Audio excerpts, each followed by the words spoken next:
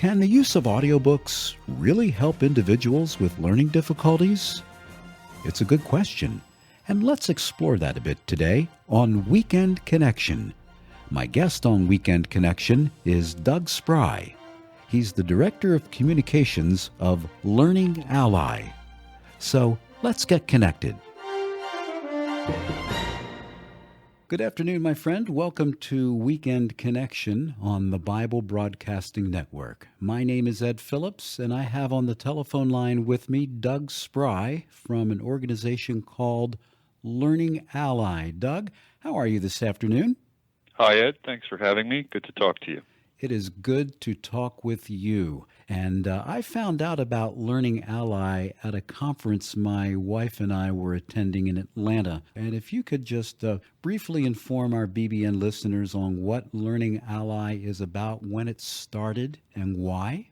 Okay, well, Learning Ally has gone through a very long history. It started a few years after World War II, 1948. And at that time, it was known as Recording for the Blind.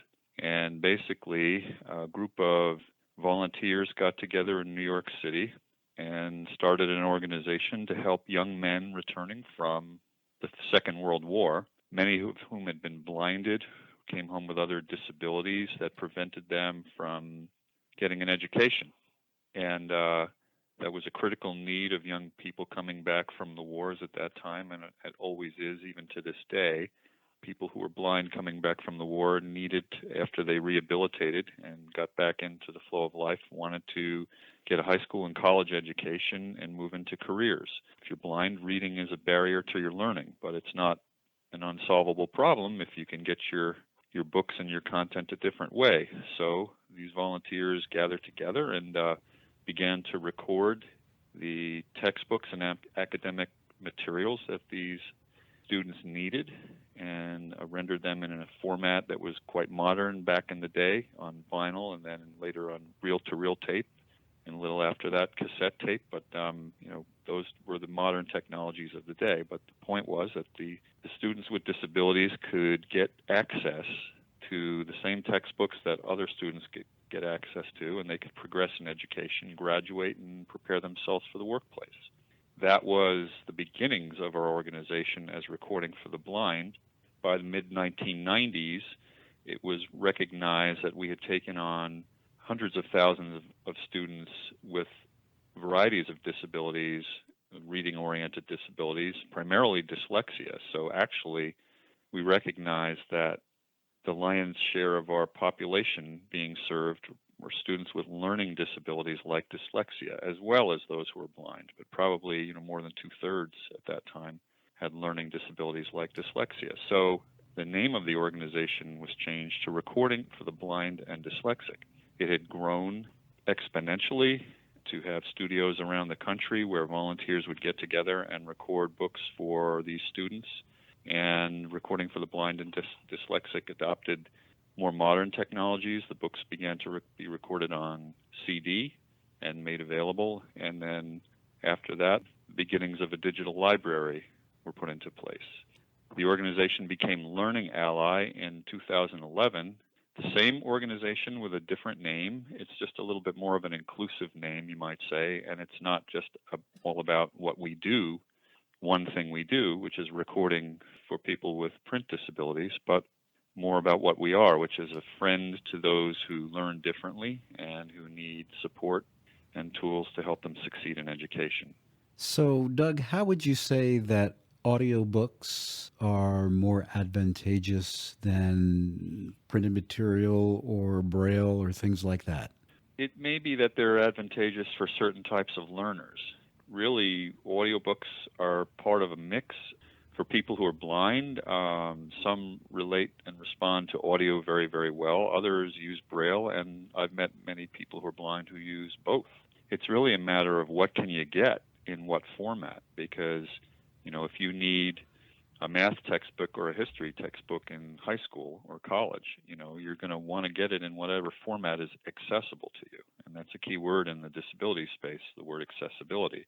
Audiobooks that are produced by Learning Ally are actually rendered accessible, meaning they're not just books that you press play and press pause and stop, and like you can get on Amazon or Audible, they actually have a lot of functionality built into them for the student, so the student can really get on par with all the other students in the class.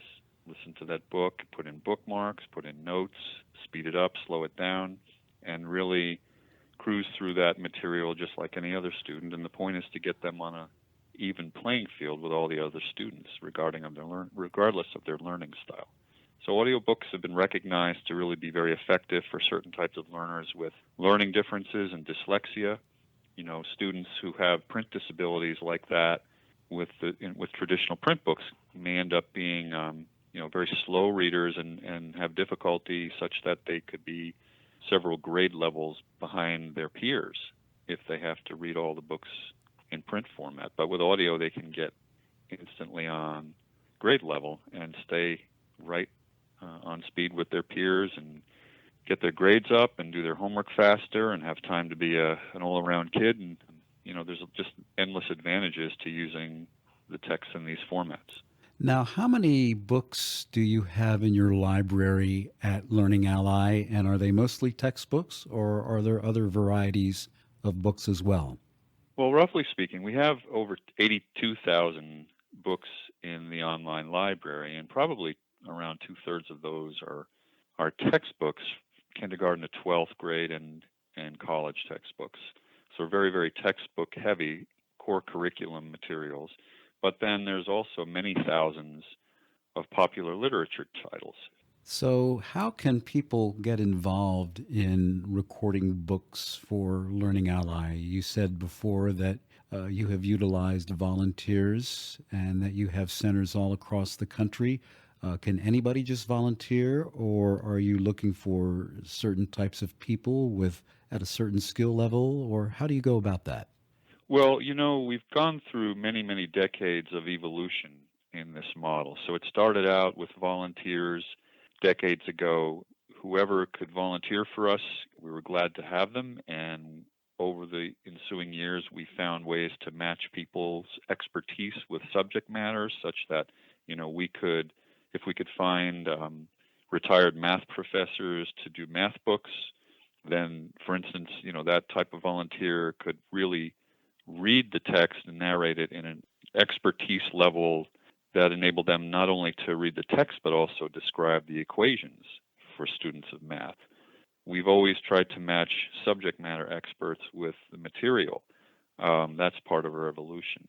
But, most recently, after all these thousands of volunteers and thousands of titles recorded, we now have rapidly being built up a world-class stable of really good voiceover people, really, narrators with great voices and experience in book narration or acting. We have relationships with the Screen Actors Guild, and we have lots of relationships with professional voice artists. And in parallel with that, we're also moving rapidly toward a virtual volunteering model because we realize having the model be based on recording studios and brick and mortar studios is not all that cost effective and not all that efficient, because the volunteers have to travel and commute and come to a studio and work there for a couple hours and go home. Whereas with virtual volunteering now, the technology is enabled. People can record and do other facets of book production for us 24/7 from where they are, anywhere in the world. And that just makes for a much more dynamic, quick process, and also the quality is really what educators are looking for right now, and students and parents are all looking for, the higher quality. So to answer your question, what we're really looking for in volunteers right now are two things. Like for narration, we're really looking for volunteers with voiceover experience, as well as volunteers who have specific expertise in subjects like mathematics or high school sciences like biology, chemistry. We're also really looking for people with foreign language experience because we've got a lot of project-based work. For instance, a contract with the state of Texas requiring us to produce books in different languages, in the Asian languages or Spanish or some European languages. So our whole volunteer model has really changed in recent years. For most people, there's a lot of volunteering opportunities just to come, email volunteer@learningally.org, and reach out to us. We have opportunities for people to, check books and get involved with aspects of production. We need a lot of listeners because we can't just narrate the books. You got to get people to listen to them, check the quality, make sure that everything is up to snuff. The volunteer model has really evolved over the years, and most recently, virtual volunteering is the real key for us, as well as the voiceover experience. And it's really amazing to keep the level of quality up when, especially nowadays, home studios are becoming more and more the norm. That's right. And we also have software and tools to help people. They don't have to have necessarily a full-blown home studio, but with the right microphones and technology, software, they can do a heck of a lot for us. The whole game has changed in the volunteer world. It's much more virtual, 24/7, higher quality, and also certainly based around the curricular needs of our students. We've got burgeoning relationships with thousands of schools around the country, so we're really drilling into how do we help those schools, not just maintain a broad-based library, but really to create the types of books and content that they most need to educate their students and help them be successful. So basically, people with some type of broadcasting and or voiceover experience, as well as, say, perhaps active teachers, retired teachers, who can do this for you and do it well. Yeah, I'd say that's quite right.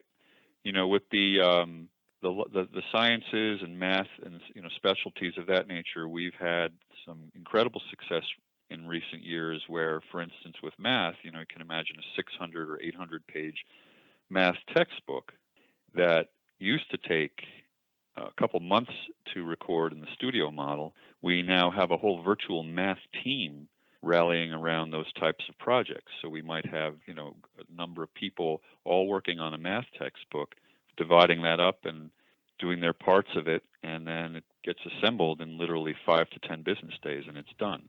So, there's a need for faster turnaround, higher quality, and more specific focal points in educational content.